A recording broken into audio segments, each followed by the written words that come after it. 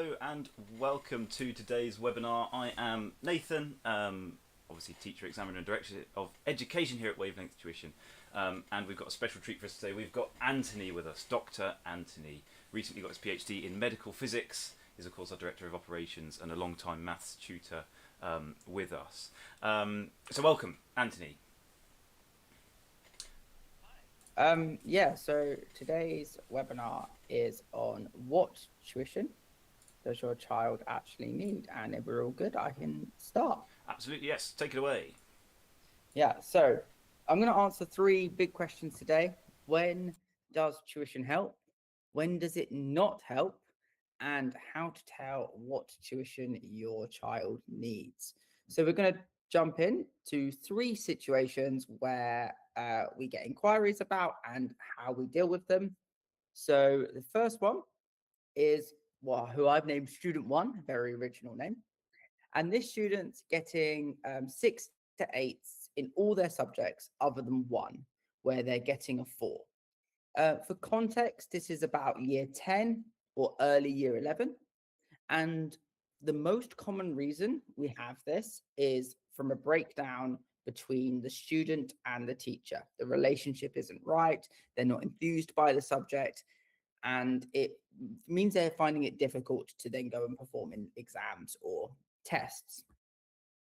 So for this, I would be looking at finding out what they don't know in the content first. So with a student sitting at a 4, there most likely is a large content gap that they'll need to fill for the exam. So looking through the syllabus, ensuring some initial tests on the syllabus, and then filling those gaps of knowledge. There is also an exam skill development to go along, and this will help through the practice. So once you've done some syllabus work, you will do some exam questions on that syllabus, and then to look at developing that student in a couple of other areas as well, so that they can excel in all their subjects, because tuition has been shown to increase grades across the board, not just the one that they're being tutored in. Specifically, we'd be looking at once a week or twice a week tuition in the subject that they're struggling with a qualified teacher. Now let's look at scenario 2. This is student 2. They're looking to take an A-level or maybe go on to a degree in a particular subject, but they're currently sitting at a 7 at GCSE. So they'd be looking at A-level in this situation, or a B at A-level, and that would be when they're looking to do their degree. And what's strange about this one is there's something not quite right, because they're very passionate about the subject. They know a lot about it, but they're not quite hitting the grade which they want to do to go and get into that sort of higher university place, or maybe a Russell group. So what I'd recommend here would be once a week tuition, and a lot of that will be focused on exam skills. So making sure that their exam knowledge and how the exam is structured and what they need to learn for the exam is there. And this will boost their grade. It has been shown that with the tuition that they can learn the details of the exam, how an answer mark is awarded compared to a method mark, for example, in science and maths. But the nice thing about this, with an expert in the field, what you can do is you can then push the student with some extended study. So if they're looking to take the A-level, then the A-level syllabus, they can start to look at sort of the first term of A-level whilst they're in GCSE. And that's really nice because it develops their interest and it keeps it on syllabus. And the same thing for degree level as well. And now we're on to scenario 3, which, as you can see from my student, has a big tick at the top of their paper. This student is the A star or 9 level student. They are exemplary. They ace all their exams, and you'd think, okay, well, they don't need a tutor. And in fact, I would go with the opposite. With student 3, you would take on a more mentoring role, and that's where academic mentors come in, and that's what our tutors are. They tutor and mentor. And they can help with UCAS applications, not just to get into a Russell Group university, but look at Oxbridge or Ivy League, but they look at funding and look at the big picture and see where this student can go. They can look at work experience, so making sure that the student gets into the field that they want to be in and fills a couple of days, even 2 or 3 days in the field that you want to be in, is valuable experience when you're 16 to 18. The other thing a tutor can do is look at their extracurricular, as that is looked at in some universities' UCAS applications, and ensure that that aligns well with the student's aspirations going forwards. And this tutor can use, or mentor can use their connections to enhance this application by making sure it's well written and well presented and displays the best version of the student. As a mentor, I'd be looking to meet with a student once every other week, as they don't need that specific syllabus guidance, but there can be some holes that need to be plugged in certain subjects that can be done. Now, unfortunately, tuition doesn't always work. And when does it always not work? And if a student is not interested, i.e., they don't want to listen, they don't want to engage, they don't want to be in the tuition session, this will impact the ability to be able to learn. We at Wavelength try and do the opposite of this. So we make sure our tutors are so passionate about their subject that it almost floods into the session. But sometimes a student just doesn't want to be tutored. They'd rather be going out playing, say, football. Then this is an engagement problem. The second reason why tuition might not work is if the matching is wrong. So if a tutor isn't exactly aligned with the syllabus, the most recent bits of the syllabus, or they don't know the students' likes and dislikes, i.e., how they want to learn, how many problems they need to solve, then this can cause an issue. And I was doing a little bit of research about this, and programs involving non-teachers, they can have a valuable impact, but they're often less effective than those with experienced teachers. If you're getting tuition from a non-experienced teacher, I would be looking more for a structured program to ensure that the syllabus is all met. So making sure in your matching that it's with the right teacher is very important. And really big in the middle is a clock. It's too late. Tuition can be valuable in the approach for exams, maybe 1 or 2 sessions looking at a small part of the syllabus or a specific exam technique, which can boost by a couple of grades, which could be the marks needed. But the real effectiveness of tuition is over a 3-month period minimum. It's been shown that with tuition, the 3 months of work can improve grades compared to their peers of half a year. So that small impact can boost a child very quickly and well. And it gives them the step up they need. So you're ready to get tuition. How do you decide which tuition to have? Now, I'll start with group tuition. Group tuition is usually cheaper because, as you can see, the cost of this session here is split between 3 students. It has an advantage, though, of being peer-to-peer relationships. And that's because that your colleagues or your peers around you are going through the same learning curve at the same time. However, it's really important to know that literature shows that group sessions should be at maximum of 6 students. Some studies even say 4 students, but at maximum 6 students. As after this, the attention of the tutor or the teacher is divided too wide, and it might as well, as literature has shown, be to a whole group of 30 or a YouTube video. So let's move on to one-to-one. And why would you want one-to-one tuition? With individual tuition, you get more feedback. You get that direct yes and no from the questions that you just asked, and you get to practice exactly what you need. This is a really good example of when, say, you've missed 2 weeks of school, which I actually did when I started year 12 because I was ill.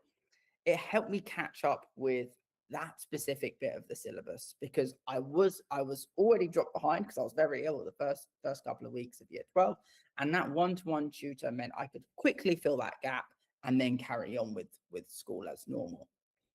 There's much more individual pacing and adaptability. So a group session can only be paced to either the average or the lower half of the session, and you can set extra tasks, but this is a lot of work for the tutor, whereas in an individual session, that pacing is for that student.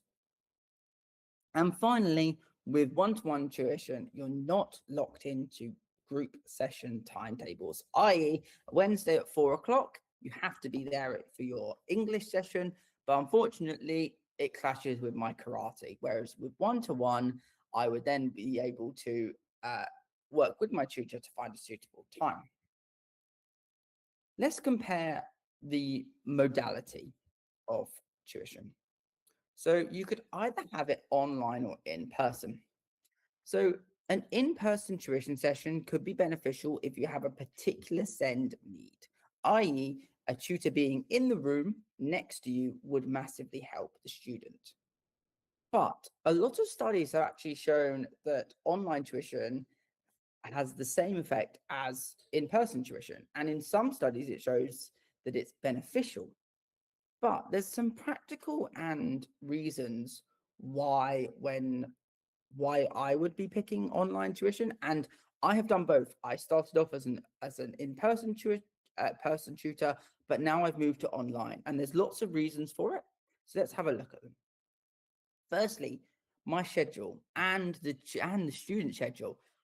You don't need to organize going to a community center or a school or either one of the tutors or the students' houses to be able to set up a tuition session. That means you reduce commute time, you reduce cost for the tutor or the person doing the arranging of lifts. With Wavelength Tuition, we have a large resource section that is instantly accessible for both the student and the tutor through our online whiteboard. And that means that our tutors can be ready there in person with anything. So say, for example, this week, actually, I had a student who found something very difficult in class, even though we planned to do something else the week before. With that student, I could quickly change to fill the gap of the class now, and that meant they wouldn't fall behind in class rather than doing what we planned. Whereas if I came in person and I printed off a worksheet, I don't have that quick adaptability. It's a bit more difficult and it's a bit more time consuming for the tutor. Some SEND students might find it a bit more comfortable being online as they have the barrier between themselves and the tutor through the screen. And the key reason why I'd be looking for an online tutor if I was a parent is you can get the best tutors. And the reason is if the best English tutor was in Edinburgh or Aberdeen and I lived in Cornwall, practically there is no way of me being able to be tutored by them. However, with online, the best tutors, the best educators can be effectively sitting in your living room or your study or your bedroom, helping your child go through the subjects that they need the help with. So yes, I did write a blog on some scientific reasons on and literature review of why online tuition is beneficial for students. And yeah, please check that out on the website. Fantastic. Thank you very much, Anthony, for that.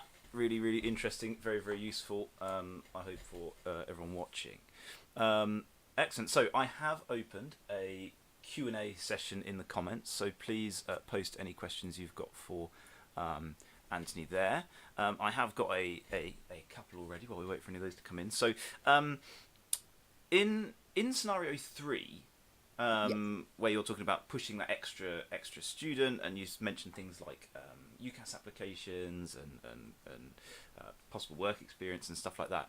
Are there any other ways that tutors could push to not just have that kind of extra preparation, but get towards a 9 or an A star?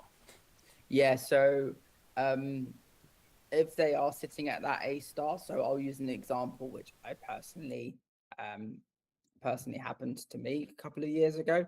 Was I had a student on their first session, I was assessing how good they were, and usually we do that through a past paper. And in maths, we pulled up a past paper, and they got 90+%. And my aim then was to say, okay, you're already sitting higher in maths, so you're able to hit that higher grade. What we're going to do now is we're going to look at further maths, and we're going to ready you. They wanted to sit maths A level, so then they could sit further maths GCSE, bridging the gap between maths GCSE and A level. And even in that, you can look at some of the A level syllabus as well, as they're quite closely aligned. So it's one of those massive advantages of being able to be with a student one-to-one, is that I could assess their knowledge very quickly and go, yes, we can push you and we can get you the grades that you want and be ready for the next step. Yeah, that's fantastic. Yeah, that's really nice. Brilliant. Another one I've got is why would, so you mentioned right at the beginning that a tuition session in one subject can increase grades across the board. Why? Yeah, so a couple of reasons. Some a bit more practical, but some a bit more sort of understanding the student. So when it, when our tutors work with students, they don't just teach them the syllabus; they teach them how to learn.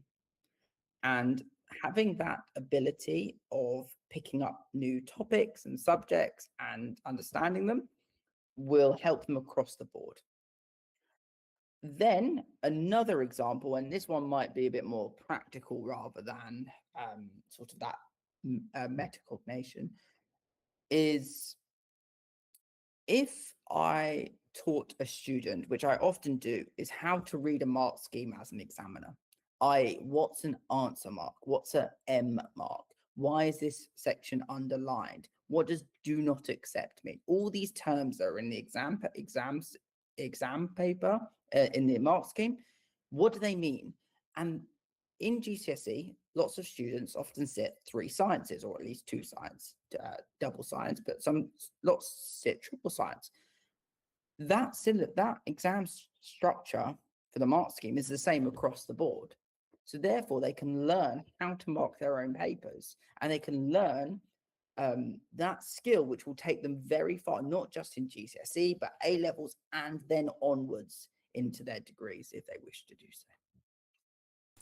Okay, all right, interesting. Yeah, that makes sense actually, because of course, if you learn how to learn, then that's going to help you in everything. Yeah. Yeah, brilliant. Okay, last one then before we wrap up. So you mentioned that being tutored by a teacher is better than not a teacher. I mean, I and you, we both tutored while we were in university, and I wasn't a teacher yet then, and I thought I was all right. So what's the difference? So I think you'll know this from your own personal experience, and is that firstly the syllabus changes. The syllabus slightly changes every year. After 10 years, there's a fair number of little changes that add up. And as a teacher, you have to keep up with those syllabus changes, and you have to teach it to students week in, week out. So you're very adaptable in how you teach. And it means that you don't, especially with that student that I gave in the first example with scenario 1, where they're just a bit lower, we can really focus that syllabus in as a teacher. So the key point I would say is adaptability, i.e., a teacher can be more adaptable, whereas even in the studies, it was shown that non-teachers would have to follow like a prescribed route, and that might not be best for the student. Okay, yeah, all right. Thanks very much. That makes sense. Okay, cool. Well, that's all we've got time for today. So thank you, Anthony, for your time. And just for this month, we've got a little offer running, whereby all of our I can't speak today. I'm being shown up by your fantastic presentation. We're offering absolutely everyone a free session for any new subjects they might want to start, or any new tuition they do with us. So that goes for existing and students with us, as well as anyone else at all. So that free session is for this month. Just put an inquiry in, mention the webinar, and you will get that. It can be really useful when looking at mocks and things like that. So we will see you next month for our next webinar. Thank you very much.